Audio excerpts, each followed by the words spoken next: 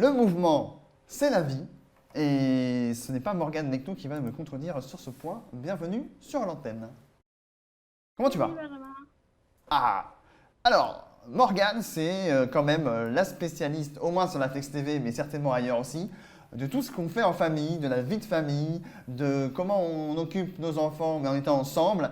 Et aujourd'hui, tu vas nous parler d'un thème, et c'est toi qui as choisi ton thème. Tu dis libérer sa créativité en famille. Genre elle est emprisonnée, la créativité. Ouais, ouais. On va la, on va Bon, la déconfiner celle-ci. allez, on y va. Alors, comment on fait ça?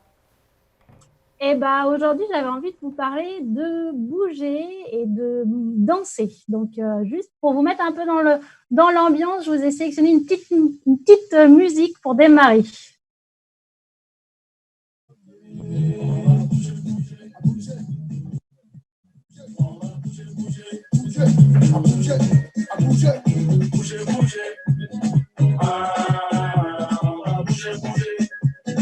Voilà, donc juste pour vous mettre dans l'ambiance, puisque moi c'est ce que j'entends tous les jours à la maison avec mes enfants.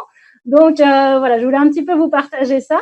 Et je sais pas, je vais te poser la question aussi, toi, Benjamin, comment tu fais aujourd'hui pour bouger voilà, avec tes enfants en famille? Qu'est-ce que tu proposes du coup à eux pour un petit peu se défouler, puisque y a aussi besoin de ça en famille.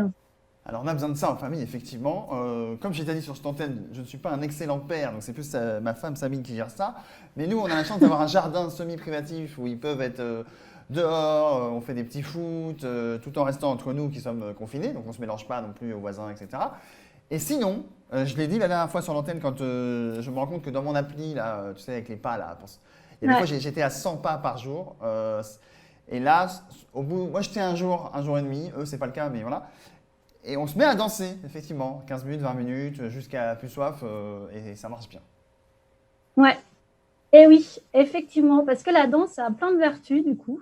Déjà, il faut savoir que danser, ça remplace bien un petit tour de vélo ou même une marche. Il faut se dire que quand on danse, on va du coup développer, tonifier notre corps. On va développer aussi non, ce qu'on appelle du coup les hormones du bonheur, tout ce qui va nous permettre aussi de se sentir mieux dans notre peau. Donc, ça gonfle notre estime de nous. Donc, même pour nos enfants, du coup, qui peuvent avoir un petit peu le moral dans les chaussettes, parce qu'il n'y a pas que nous, des fois, les enfants aussi, ils ont un peu marre du confinement, de ne pas voir les copains, de peut-être aussi être isolés de la société, de leur activité, peut-être de loisirs, de leur sport, si certains, ils aiment faire du foot, du basket ou autre sport à l'extérieur. Donc, tout ça, ça va leur permettre aussi de leur redonner un petit peu de boost et de le faire en famille, ça va renforcer ce lien social. On a ce lien entre dans la fratrie, toujours, moi je parle aussi, c'est important dans la fratrie aussi, parce que il y a des fois beaucoup de conflits entre les enfants, donc aussi de créer des temps où les enfants vont pouvoir se sentir ensemble et vraiment dans une dynamique commune. Donc le mouvement, ça a plein de vertus.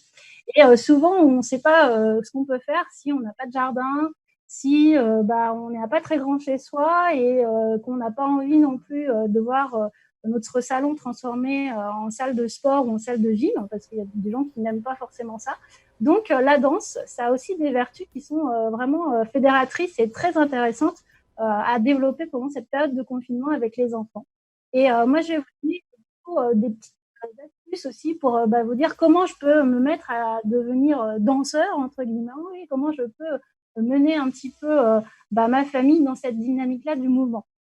Moi, ce que j'aime beaucoup citer, que j'utilise beaucoup, parce que moi, je suis danseuse aussi à la base, donc voilà, je viens du milieu de la danse de ma famille. Donc, j'aime beaucoup citer cette phrase du chorégraphe Laban, Rudolf von Laban, qui dit qu'il y a en tout être humain, en fait, un danseur. Et ça, c'est vrai que souvent, moi, j'entends beaucoup de gens, surtout les hommes, se dire moi je sais pas danser ou moi je vais pas aller sur la piste de danse parce que je suis pas à l'aise et du coup j'ai pas spécialement envie de mettre de la musique chez moi et de danser avec mes enfants parce que j'ai un peu peur du ridicule.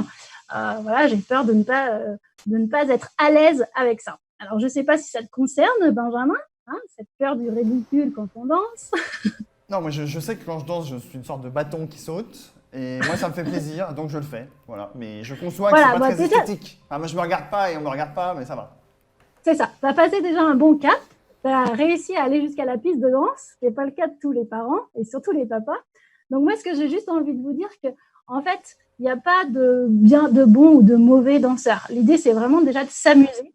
Et c'est génial parce que là, on fait du sport en s'amusant. On développe vraiment, notre capacité respiratoire. On développe plein de choses en s'amusant avec nos enfants. Et ça, c'est vraiment super. Donc, vous, vraiment, vous ne mettez pas un frein en vous disant, je danse pas bien, on va se moquer de moi, etc. Et aussi, dites-vous que votre enfant, et ben surtout quand il est jeune, c'est le meilleur exemple à suivre pour danser. Parce que lui, il n'a aucun filtre par rapport à comment on le perçoit. Donc, il va vraiment laisser aller son corps dans des mouvements. Il va vraiment aller se suivre le rythme de la musique. Donc, il va être finalement votre premier coach en termes de danse pour pouvoir vous aussi vous jeter à l'eau et vous y mettre. Donc, c'est toujours plus facile d'y aller avec un enfant quand il est petit. À partir de 10 et à l'adolescence, souvent, les enfants sont plus durs à motiver parce que ils ont la gêne, ils sont moins à l'aise, sauf si ils sont habitués à danser dans leur loisir ou alors qu'ils aiment ça par eux-mêmes. Moi, j'ai une fille qui tous les jours me réclame de mettre de la musique et veut danser. Donc, elle a son quart d'heure, boum, à la maison tous les jours. Mais voilà, c'est aussi parce qu'elle est habituée à nous voir nous danser. Donc, C'est vrai que dites-vous que ça ne perso, viendra pas forcément du jour au lendemain, les mais miens ont, qu'en suivant les...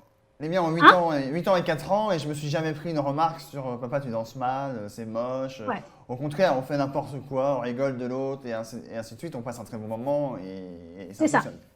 Mais oui, C'est ça. l'adolescence, le corps, le machin, je sais plus où je mets mes mains, c'est un autre délire. Voilà.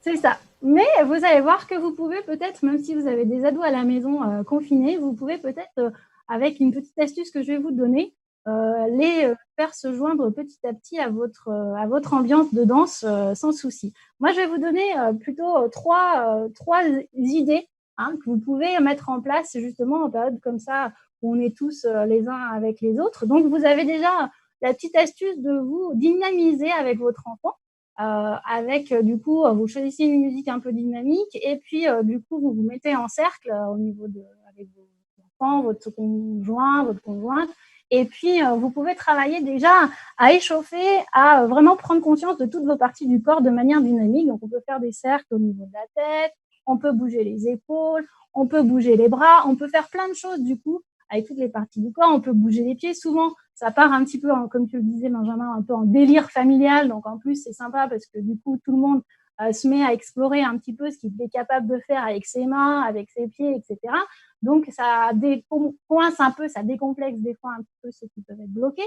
Donc ça, c'est une petite astuce d'un premier exercice qui est entre l'échauffement physique un peu sportif et puis de la danse en fonction de la musique et en fonction du rythme. Et donc ça prend conscience de son corps, surtout si on n'est pas très habitué à la danse. Voilà, donc après, vous avez bien entendu plein de tutos si vous voulez vraiment devenir un pro de la danse et profiter de cette petite mise à pied, j'ai envie de dire, pour performer dans une danse en particulier. Je ne sais pas, peut-être la danse de couple même, par exemple, pourquoi pas, pour pouvoir trouver une activité à faire avec votre conjoint. Du coup, là, il y a plein de tutos sur Internet, donc libre à vous de choisir. Il y a plein aussi de challenges qui ont été mis en place par des danseurs professionnels qui vous proposent des chorégraphies, vous vous filmez, vous les renvoyez. Donc ça, c'est aussi très marrant de le faire en famille parce que du coup, chacun peut aussi apprendre la chorégraphie et après, on peut la faire tous ensemble. Et puis, peut-être pour une version un petit peu plus familiale avec les ados qui auraient du mal à s'y mettre et peut-être même aussi votre mari, mesdames, qui auraient peut-être du mal à s'y mettre, c'est de recréer un petit peu une piste de danse chez vous. Donc, on pousse les meubles, on fait un petit peu de place, bien sûr, pour que personne ne se fasse mal à droite à gauche. Et aussi, des fois, l'occasion de retrouver des choses qui traînent sous les canapés ou sous les meubles aussi, de faire un petit peu de rangement. Bref, on pousse tout pour avoir une vraie piste de danse. Et puis là, on se dit, on essaye de trouver une heure plutôt le soir, parce que ça crée un petit peu plus l'ambiance soirée, boom, etc. Donc, on essaye à ce moment-là de se focaliser plutôt sur un soir pour démarrer. Et on va jouer le jeu de baisser les volets, de fermer les rideaux, de mettre une lumière plutôt tamisée. Comme ça, on se voit pas trop. On voit pas trop si l'autre, il danse bien, il danse pas bien. Les ados, ils ont plus envie de se mettre du coup sur la piste avec nous et de se défouler un petit peu. Et puis vous allez voir, avec des danses assez fédératrices, comme, je sais pas, un bon vieux Madison, ou pourquoi pas, messieurs, de ressortir un bon vieux rock pour faire danser votre femme. Ça fait peut-être des années que vous l'avez pas fait danser. Donc voilà, vous pouvez vous y remettre aussi. Et ça marche toujours avec les plus grands et les plus petits. Donc voilà, ça c'est une petite astuce. On joue dans un mode un petit peu plus confiné, dans un mode un petit peu plus sombre, pour pouvoir après se défouler peut-être au grand jour quand on est plus à l'aise en famille de le faire les uns avec les autres. Voilà. Donc vraiment, je veux qu'on retienne une idée de ça, c'est que moi, je discute beaucoup avec des gens qui me disent, bah, moi, en ce moment, je fais de mon ordinateur à ma table de salle à manger, à côté du bureau de mon gamin pour faire ses devoirs. Et en fait, finalement, je ne bouge plus. Voilà. Alors, il y en a qui me disent, bah, j'ai la chance d'avoir le vélo d'appartement, donc je pédale un petit peu, etc. Mais non, il y a plein d'autres moyens de bouger. C'est hyper important de bouger. Ça stimule la créativité, ça vous maintient en forme. Voilà, ça vous évite de prendre des kilos pendant ce confinement et voilà, d'être encore en forme tonique après quand l'été va vraiment arriver. Bref, ça a vraiment plein de vertus et puis surtout, ça crée du lien les uns avec les autres et ça, c'est vraiment super important dans cette période où on peut avoir tendance à aller chacun sur nos écrans, chacun même dans sa bulle et du coup de ne plus être les uns avec les autres, même dans le même foyer, quoi. Voilà. Donc ça, ce sont mes petites astuces du jour sur le mouvement et je vous parlerai plutôt la semaine prochaine parce qu'il y a aussi d'autres choses qui sont difficiles quand on est tous ensemble, c'est de trouver de la tranquillité. Et donc, je vous parlerai de comment amener de la tranquillité à travers des petits exercices avec vos enfants, mais voilà, pouvoir aussi, pas forcément les mettre à la porte de votre moment de calme et de méditation, mais plutôt de le faire avec eux. Voilà. Eh ben, on a hâte d'être à la semaine prochaine direct. On te souhaite un bon week-end en tout cas, et ainsi que Bah ceux ouais, qui nous regardent. merci à toi, Benjamin. Et à une prochaine sur l'antenne.